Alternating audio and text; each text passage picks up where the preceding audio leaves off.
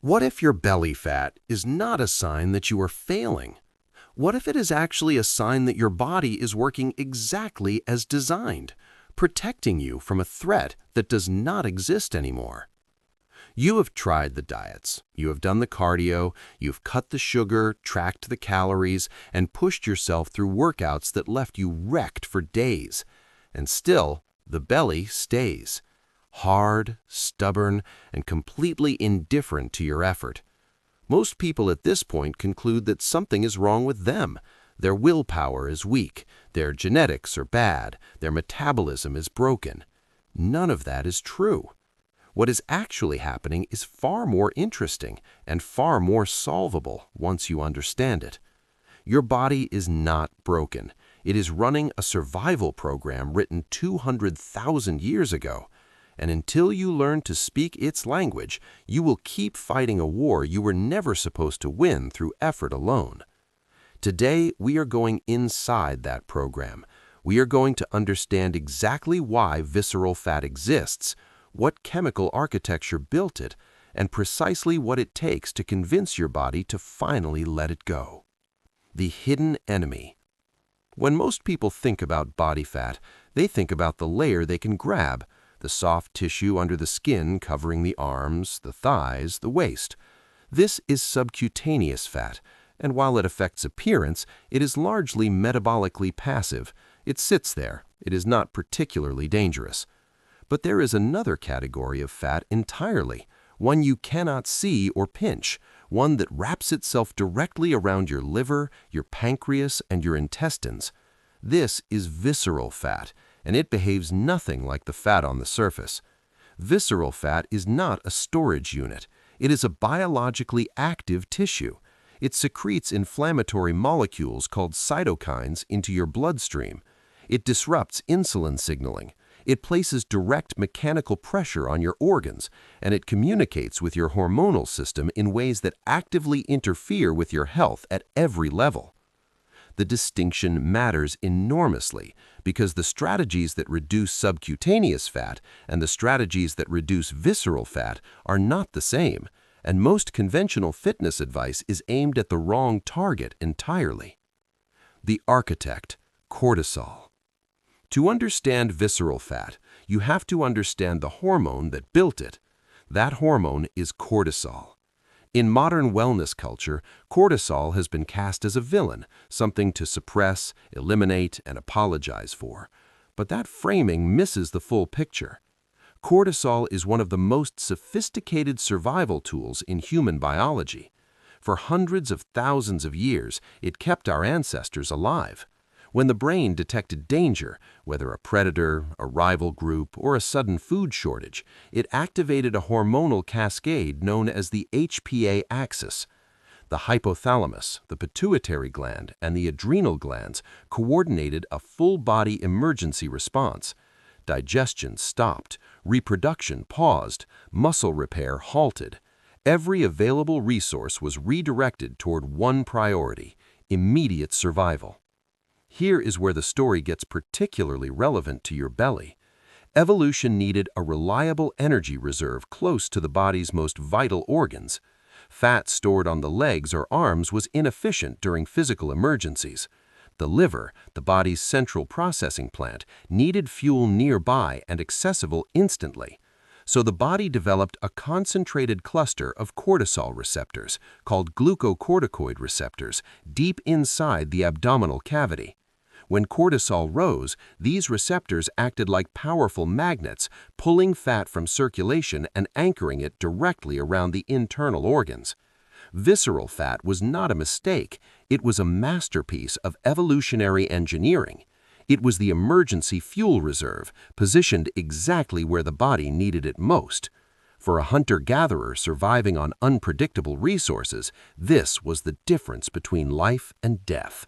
The problem is brutally simple. Your survival hardware has not changed in 10,000 years, but your environment has changed completely. There are no predators, there is no famine, but there are deadlines, financial pressure, social comparison, disrupted sleep, artificial light, and a constant stream of digital noise designed specifically to trigger urgency and anxiety. The threats look completely different, but your body cannot tell the difference. A cortisol spike triggered by a tense email looks chemically identical to a cortisol spike triggered by a predator. The response is the same. The fat storage signal is the same. And here is what makes the modern version far more destructive than anything our ancestors faced. Ancient stress was acute, intense, brief, and followed by resolution. You either escaped the threat or you did not. In either case, the cortisol cleared, the nervous system reset, and the body returned to baseline. Modern stress is chronic. It is low-grade, constant, and never fully resolved. Cortisol never returns to baseline. The body remains in a permanent, simmering state of emergency. And in that state, the fat storage machinery never switches off. The liver keeps releasing glucose for a physical confrontation that never comes. The pancreas keeps releasing insulin to clear that glucose. And insulin, in the presence of elevated cortisol, has only one destination for that energy: the visceral fat cells waiting with their cortisol receptors fully open. You are trapped in a biological loop, endlessly preparing for a famine that is never coming, while the belly grows harder and more resistant with every passing month. Two additional mechanisms make this trap even more difficult to escape through conventional methods alone. The first is what physiologists call the pregnenolone steal. Cortisol production is so critical to survival that the body prioritizes it above almost everything else. Cortisol is manufactured from a precursor hormone called pregnenolone, but pregnenolone is also the raw material for your sex hormones, testosterone and estrogen.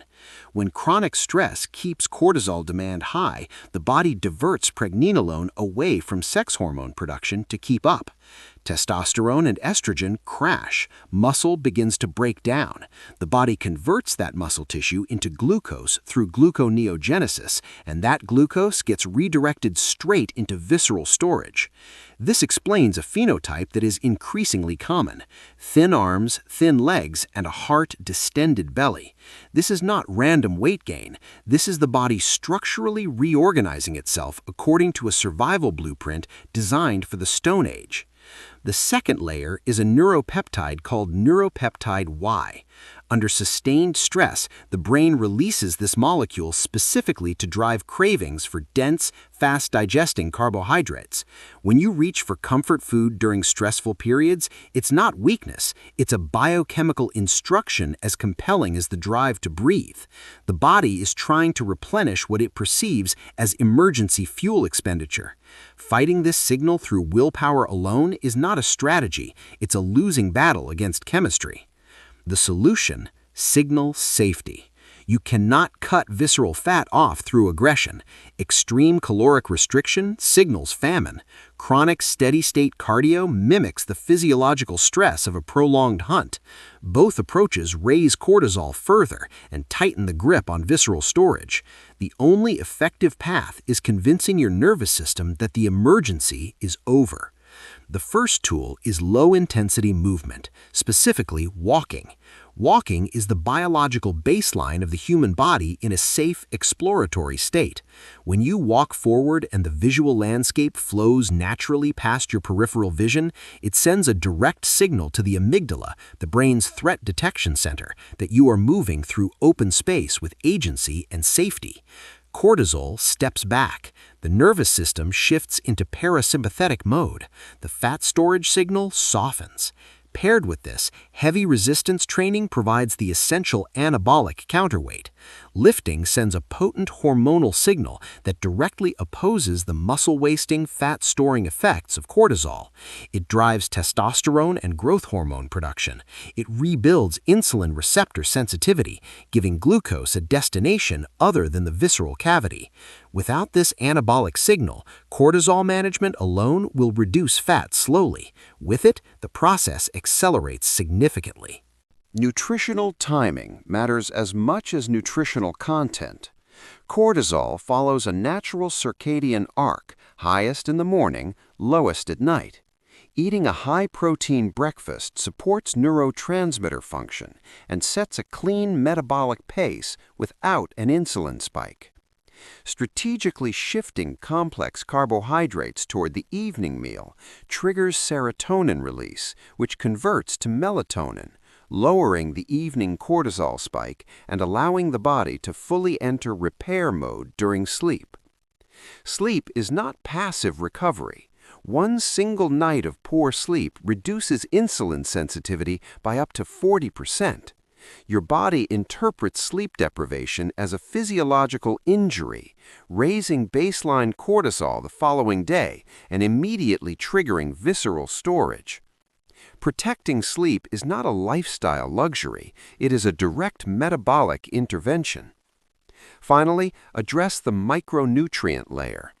Magnesium is the first mineral depleted under chronic stress, and its deficiency creates a hypersensitive cortisol response. Replenishing it through supplementation or whole food sources, alongside adaptogenic compounds like ashwagandha, measurably lowers serum cortisol over time. Visceral fat is not evidence of personal failure. It is physical proof that your survival system is functioning exactly as evolution intended, in a world that no longer matches the instructions. You do not need more discipline, you need to change the signal. Optimize sleep, walk daily, lift heavy, eat in alignment with your circadian rhythm. Replenish the minerals stress depletes, and learn to activate the parasympathetic state through controlled breathing, cold exposure, and deliberate rest. Do these things consistently, and you are not simply losing weight, you are turning off a 200,000-year-old emergency alarm. And when that alarm finally goes silent, the belly fat has no biological reason left to stay.